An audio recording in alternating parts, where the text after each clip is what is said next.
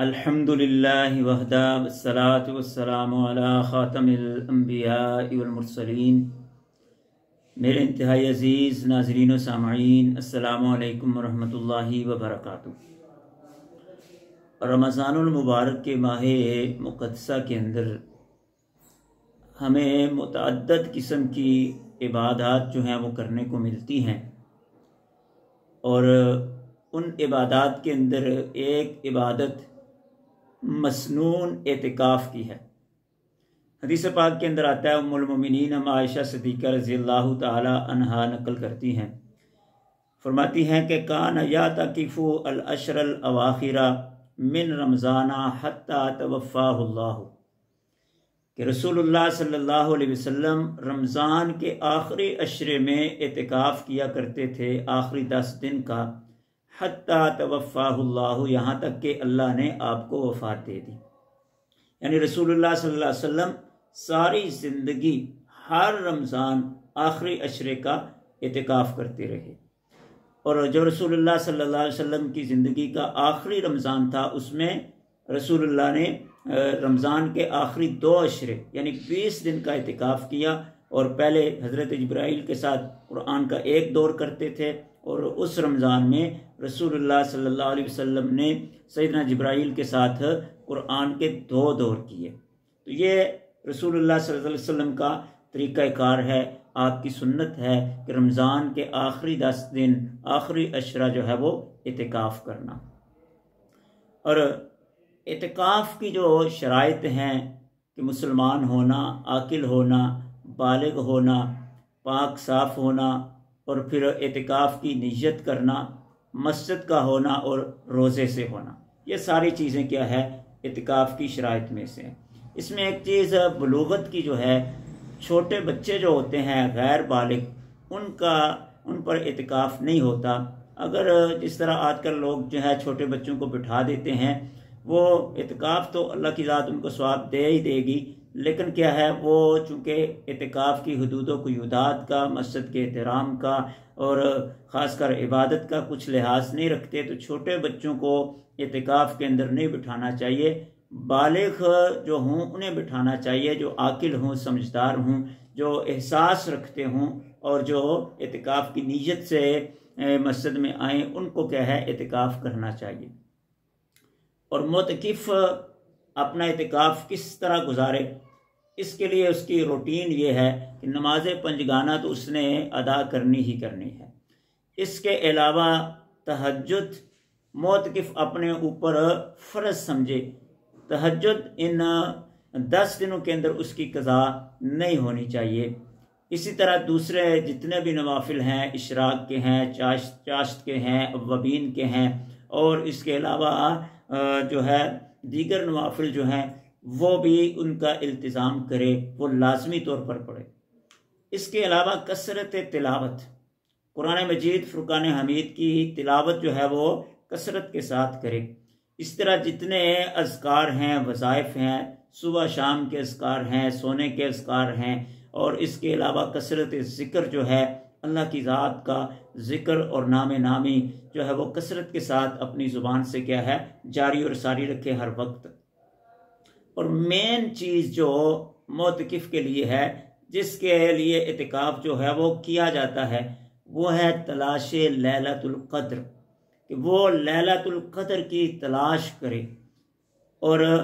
10 دنوں کی طاق راتیں تو بالخصوص ہیں، لیکن بالعموم پورا عشرہ وہ شب بیداری رکھے، اور اس شب بیداری میں لیلۃ القدر کو تلاش کرے۔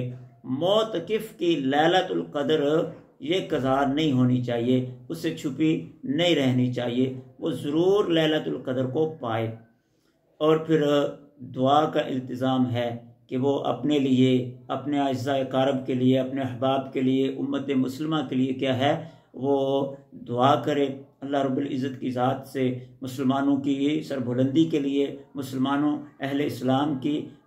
اسلام کے غلبہ کے لیے، اور مظلوم مسلمانوں کے لیے، اور اسی طرح گناہگار مسلمانوں کے لیے اللہ کی رضا اپنی دعاؤں میں طلب کرے، سب کے لیے، کیونکہ حدیث کا مفہوم ہے کہ جو دعا دوسروں کے لیے کی جائے وہ زیادہ کیا ہے جلدی قبول ہوتی ہے۔ اسی طرح مسجد میں جب اعتکاف ہوتا ہے تو بہت ساری چیزیں جو ہوتی ہیں مسجد میں وہ جائز نہیں ہوتی، لیکن معتکف کے لیے وہ جائز ہو جاتی ہیں، جس طرح کہ کھانا ہے، پینا ہے، سونا ہے، تو یہ چیزیں معتکف کے لیے مسجد میں جائز ہو جاتی ہیں۔ اسی طرح معتکف جو ہے وہ طبی اور شرعی ضرورت کے بغیر مسجد سے باہر نہیں جا سکتا۔ اگر طبی اور شرعی ضرورت کے بغیر مسجد سے باہر نکلے گا تو اس کا اعتکاف ٹوٹ جائے گا۔ طبعی ضرورت یہ ہے کہ اس نے پیشاب پخانہ کے لیے جانا ہے، اس کے لیے جائے اور جلدی سے جلدی کیا ہے واپس لوٹ آئے۔ شرعی ضرورت یہ ہے کہ اس کے اوپر غسل فرض ہو گیا، اب اس نے کیا ہے وجوبی غسل کرنا ہے تو اس کے لیے باہر جا سکتا ہے۔ لیکن اگر گرمی کا موسم ہے، محض ٹھنڈک حاصل کرنے کے لیے گرمی کی وجہ سے اگر وہ غسل کرنا چاہتا ہے تو اس کے لیے وہ مسجد سے باہر نہیں جا سکتا، پھر مسجد کے کسی کونے میں ہی کپڑے باندھ کر بالٹی میں پانی لے کر وہاں اپنے اوپر ڈال لے۔ لیکن اگر شرعی ضرورت اس کو پڑ گئی کہ اسے کیا ہے غسل واجب ہو گیا، احتلام کا شکار ہو گیا، تو پھر وہ مسجد سے باہر جا سکتا ہے۔ اور یہاں پر یہ بات بھی یاد رکھیں کہ معتکف موٹے بستر کا جو ہے وہ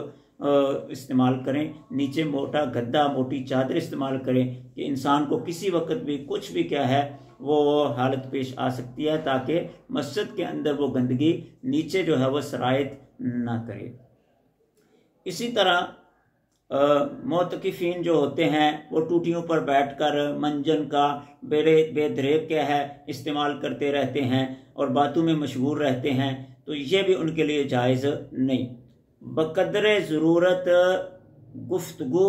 معتکف جو ہوتے ہیں وہ کر سکتے ہیں، اور اسی طرح بقدر ضرورت ملاقات بھی کر سکتے ہیں کہ ایسے مباح بات کہ جس کے بغیر کوئی گزارا نہیں ہے وہ کر سکتے ہیں، اور اگر ضرورتاً کسی سے ملنے کی حاجت پیش آ گئی ہے تو کسی سے ملاقات بھی وہ کر سکتے ہیں، وگرنہ فضول اور لایانی باتوں اور گفتگو میں غیر متکفین کے ساتھ جو ہے وہ مصروف اور مشغول رہنا یہ اعتکاف کو نقصان پہنچانے والی چیزیں ہیں۔ اسی طرح ذرائع ابلاغ کا استعمال کرنا، اور خصوصاً آج کل کے زمانہ میں موبائل کا استعمال کرنا، یہ میرے نزدیک تو معتکفین کے لیے بالکل قطعی طور پر ناجائز اور حرام ہے کہ وہ موبائل کا استعمال نہیں کر سکتے۔ ذرائع ابلاغ کسی بھی قسم کے ہوں، اخبار وغیرہ ہو، ریڈیو وغیرہ ہو، یا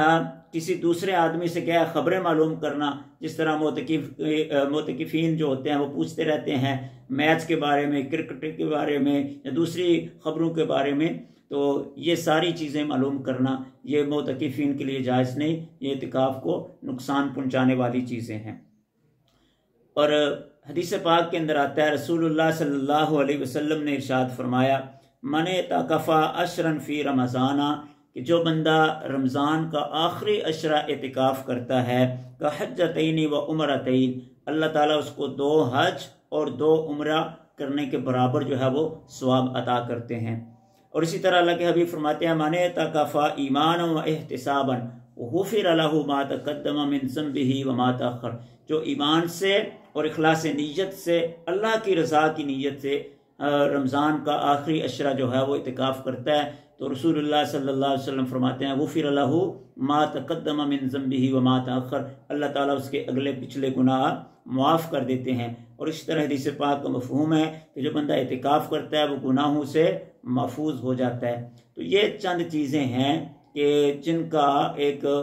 معتکف کو، اعتکاف کرنے والوں کو خیال اور لحاظ، یہ آزادیاں اور پابندیاں ہیں جو سامنے رکھنی ہوتی ہیں۔ اگر ان آزادیوں اور پابندیوں کا لحاظ کر کے ہم اعتکاف کریں گے تو ہمیں صحیح اجر و ثواب ملے گا، وگرنہ جس طرح وہ روزے کے بارے میں رسول اللہ نے فرمایا کہ منکرات سے نہ بچے تو بھوک پیاس کے علاوہ کچھ نہیں حاصل ہوگا، تو یہ بھی 10 دن مسجد میں گزارنے کے علاوہ کچھ بھی حاصل